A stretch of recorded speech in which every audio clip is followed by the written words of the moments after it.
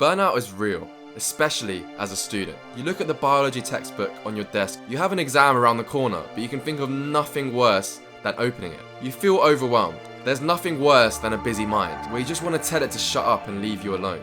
I've seen this happen to so many other people, and I've seen it happen to myself. I think if you can tackle it before it becomes a problem, it will save you a lot of stress, energy, and pain than having to go through that period itself and trying to claw your way back out of it. Over the last 4 years that I've been at medical school, I've been trying and testing different ways to avoid burnout. And I found certain techniques and mindsets to be extremely helpful along the way. So here's how I mitigate against burnout, stay productive, and continue to love what I'm doing.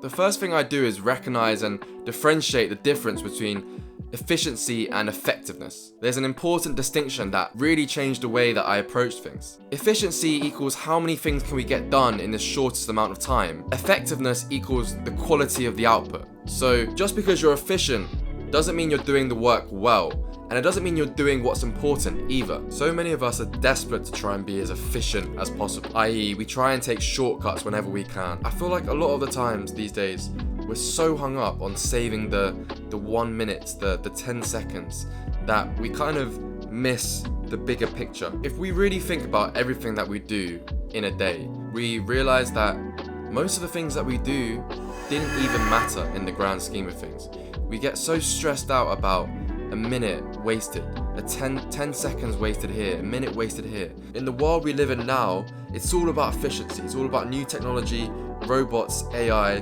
Think about being effective in one thing and not just about efficiency.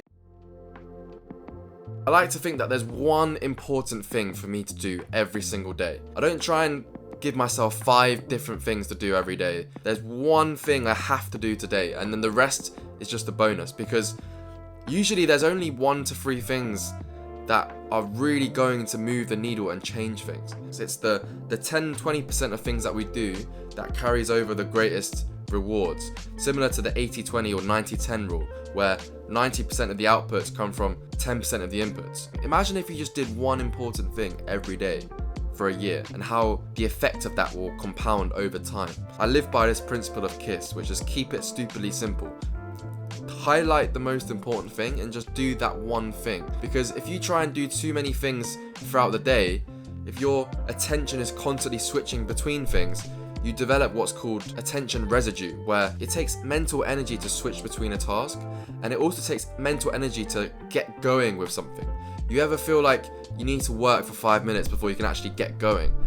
Imagine if you're constantly switching between tasks, your mental energy is going to be diverted in 10 different directions, and so you're not going to do anything particularly well. Have you ever written a to-do list which is about 20 bullet points long, and you get to the end of the day and you realize you've done about 4 of them, and then you end up feeling shitty about yourself, and then that cycle repeats where every day you just don't get through your to-do list? The answer to this is just to keep it simple. Think about one important thing every day.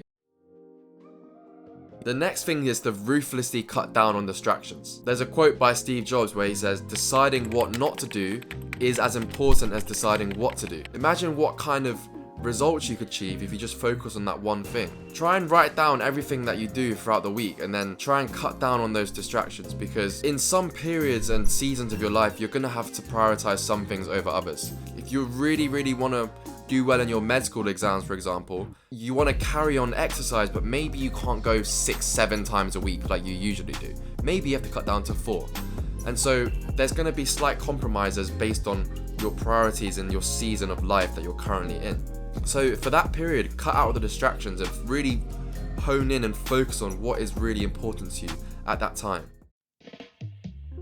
This is one of the most important things that I've recently put into practice, which is knowing my own unique methods of mental reset, pushing the mental reset button, restarting with fresh eyes, with mental clarity, with energy to put in 100% into my work. You need to develop your own techniques to mentally switch off. Learn to recognize when burnout is creeping in and when your mind is becoming too cluttered and too busy. As soon as you start to feel that feeling of stress, pressure, and that mental fogginess start to cloud your brain, that's when you need to mentally press the reset button. It can be anything, but for me, this includes going to the gym, calling a friend, going to the sauna or going for a cold shower, just going for a walk, just going for a drive. All just things to divert your attention from what you were doing.